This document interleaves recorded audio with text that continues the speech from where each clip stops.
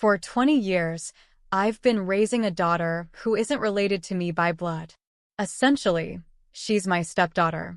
She's my stepdaughter. Blood relations don't matter. She feels like my real daughter. That's what I always believed, but I never expected things to turn out the way they did. If you're going to be like that, then I have my own thoughts too. This is the story of our unforgettable family. My name is Mary, and I'm 50 years old. I've been married to my husband, Jack, for 20 years. It's my first marriage, but it's Jack's second. When I married him, he already had a daughter named Jenny. She was only 9 years old at the time. Initially, I didn't know Jack had a child. As we continued dating, he told me about his past divorce and his daughter, who was in elementary school. By the time he revealed this, I was already deeply drawn to him.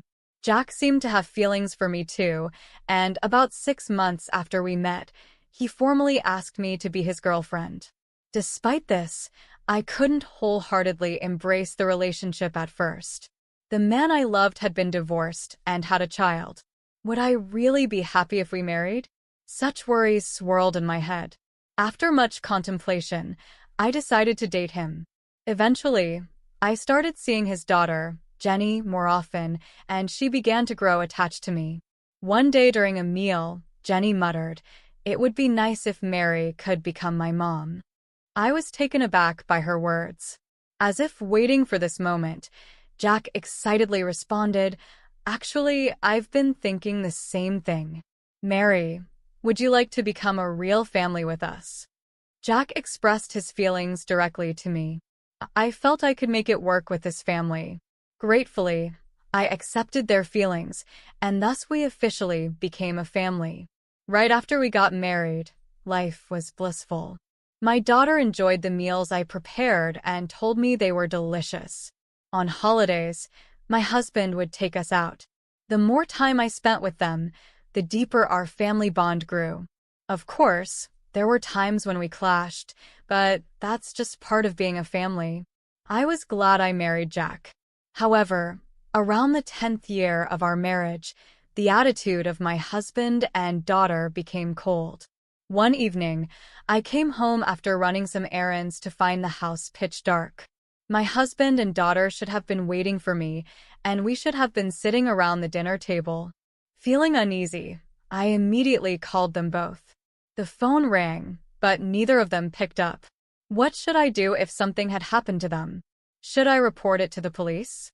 Ignoring my worries, I tried to stay calm. I heard the front door open and the voices of my husband and daughter. Quickly, I headed towards the entrance. There they were, my husband and daughter, laughing happily together. Oh, thank goodness. I was worried because neither of you had contacted me, I said, relieved. Ignoring my concerns, my daughter coolly replied, "Oh, you're back. Just glad you're both safe. I'll get dinner started. Let's eat together," I suggested. "We've already eaten with Dad." "No thanks, you can eat alone," she said. Huh? They ate together without telling me. I thought. That's never happened before. So that's what happened. A heads up would have been nice, I remarked. Perhaps my words struck a nerve because my husband suddenly started shouting, "Why do we have to report everything to you? What Jenny and I do is none of your business." "What, Jack?" I replied, shocked. I had never seen this side of him before. We had minor arguments, but I had never seen him lose his temper like that. "This woman is scared of Dad. Hilarious," Jenny mocked. My husband joined in. "She's overstepping her boundaries as a stepmother. She's not even part of our real family." "Ha, that's right. The only one related by blood in this house is Dad," Jenny chimed in. The sudden change in my husband and daughter left me reeling. Why? Why am I being treated this way all of a sudden? Until recently, we were a happy family living peacefully together. What happened to you two? Did I do something wrong? I asked, bewildered. Their response was beyond unreasonable. "Something wrong? It's you. You are the problem itself, isn't it?" Haha, right, Dad. Jenny sneered. Yeah, that's right. The way she parades around acting like a good mother is especially infuriating, Jack agreed. I get it. It's so annoying when she tries to act like a good mother. Haha, is this for real? To be insulted so thoroughly by the two people I loved most was devastating. Thinking about my family that night, I lost my appetite. After taking a bath, I went straight to bed, but my husband said sleeping in the same room was uncomfortable, so I ended up on the living room couch. From that day forward, my husband and daughter's attitudes worsened. They grew colder and colder by the day. If they were just cold, that would have been one thing, but what hurt me the most was seeing them laugh while speaking ill of me. Dad, how long are we keeping her around? Haha, well, as long as she's here, we won't have to worry about housework again. Guess we can keep her until we get bored. Haha, you seriously, Dad, you're way too kind. They disparaged me without end, as if I were the villain. At first, I didn't understand why I was being treated this way, but after a while, I began to grasp the truth. One evening, I overheard my daughter talking on the phone with someone. Yeah, it's okay. We're about to kick her out. Kick me out. Trying not to be noticed by my daughter, I quietly listened in. So, when are you coming back, Dad? Can't wait. Living together is so much better when my real mom is around. It seemed the person on the phone was my husband's ex-wife, Jenny's biological mother. That's when the penny dropped. My husband and daughter must have started secretly meeting with her. Their affection seemed to be leaning towards her. I realized I'd been compared to her and now felt like they branded me as the inferior one. That's why they suddenly became so cold towards me. Now that their biological mother was coming back into the picture, I guessed I'd eventually have to leave. Of course, I thought about getting a divorce right away, but realistically, I've been a stay-at-home mom with all the money going to Jenny's college. The little bit that comes my way is peanuts. There's no way I could get a divorce and move out right now. I considered getting a part-time job, but it would be a hassle if my husband found out. I tried some work-from-home gigs, but let's be real, it wasn't much, just a few $100. There's no way I can save up for moving with that. My husband and daughter's cold behavior hasn't changed. Maybe I've built up a tolerance because it doesn't get to me as much, but living with people who probably can't stand me is just like living in hell. Then, one day, Jenny spoke to me, which was rare. Hey, I'm getting married. What? Married? Jenny was 29. She could get married anytime. Apparently, she's marrying the heir of the company where she works as a receptionist, and he's set to take over his father's business. I didn't know about this, but I was genuinely happy that she told me about her marriage. Oh, that's wonderful. Congratulations. Thanks. Haha. The wedding's in a month. Expecting a generous gift from you. I see she's after a gift. Though I had mixed emotions, she's my daughter that I've raised for 20 years. It's a big deal for me too. I'll make a decision about the divorce after attending her wedding, I thought. As I was thinking, Jenny continued, Oh, and don't get it wrong. You're not invited to the wedding. What? But you just said about the gift. Are you dense? She interrupted. I meant to wire the gift that day. No way I'd invite you. Jenny continued, but I'm inviting my real mother. She's making it big in the beauty salon business. She owns multiple chains nationwide and is a successful businesswoman. A businesswoman? I echoed. Yeah, having her at the wedding looks good, and I'm sure she'll give a big gift. Dad wants to get back with her. Your father? I asked, stunned. Yes. Seriously, what's the point of keeping a housewife? You were dumb, huh? So because his ex-wife, Jenny's biological mother, is successful, they want to ditch me, a housewife? I couldn't believe I wouldn't even be invited to my daughter's wedding. As I stood there stunned, Jenny berated me further. Don't you dare show up at my wedding. You fake mother. My husband, watching all this calmly, added with a smug grin, Hey, why are you surprised? It's obvious you're like a fake family member.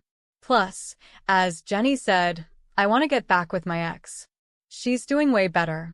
Haha.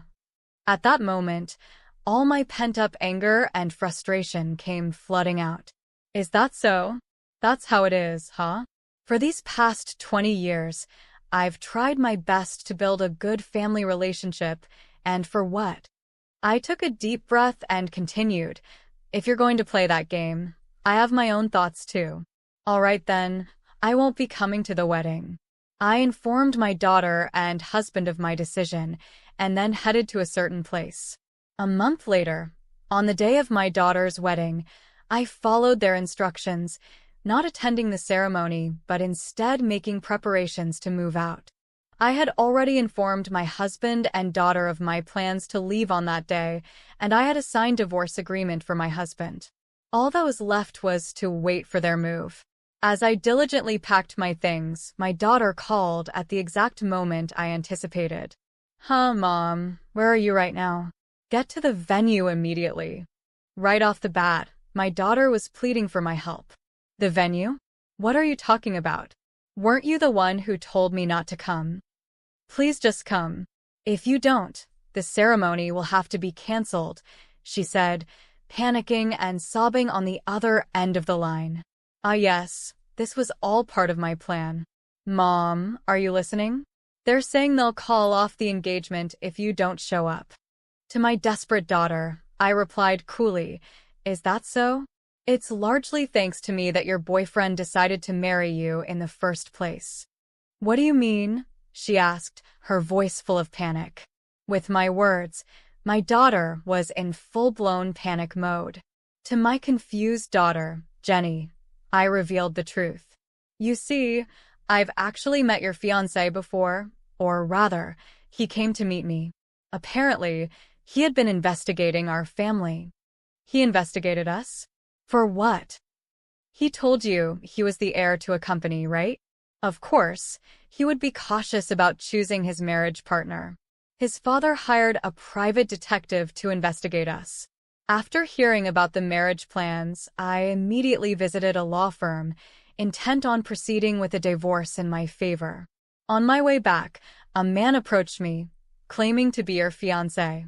He explained that his father had been investigating our family and had discovered your and your father's frequent meetings with your father's ex-wife. Wondering why they seemed to enjoy the ex-wife's company while mistreating me, he sought my side of the story. Did you talk badly about me to him? My daughter accused me. Of course, I told him everything. I explained how the ex-wife had become a successful businesswoman and how your father and you were planning to leave me for her wealth and connections, driving me out of the house. Jenny was silent on the other end of the line, realizing the full extent of the situation. I merely stated the facts. You have been mistreating me for quite some time, I responded firmly. Why would you do such a thing? It's unnecessary, she protested. Unnecessary? Isn't it your own fault that this is happening? You are the one who did wrong, I countered. My daughter fell silent, unable to retort. But I'm not a monster. I've raised you as my daughter for 20 years, and I genuinely wanted you to be happy. I continued, offering a suggestion. A suggestion? She asked. Yes. If my daughter invites me to her wedding, I want him to marry her as planned. Surprisingly, even after I told him everything, he didn't completely give up on you. He admitted that he truly loved you and still wanted to marry you. However, he felt uncomfortable marrying someone who couldn't even appreciate the person who raised her. So, I pleaded with him, if Jenny chose to invite me to her wedding at the very last moment, please accept her. But she squandered even that chance. Far from it, she treated me like a nuisance right until the end, alongside my husband, even calling us a fake family. Mom, I'm sorry. Please forgive me.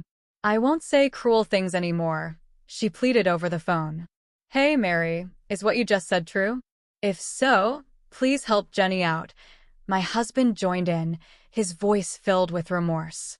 Naturally, I had no intention of forgiving them. They were the ones who trampled on their last chance. It was far too convenient to ask for forgiveness now. They forgot the kindness of being raised for 20 years and quickly switched allegiance to my successful ex-wife and Jenny's biological mother.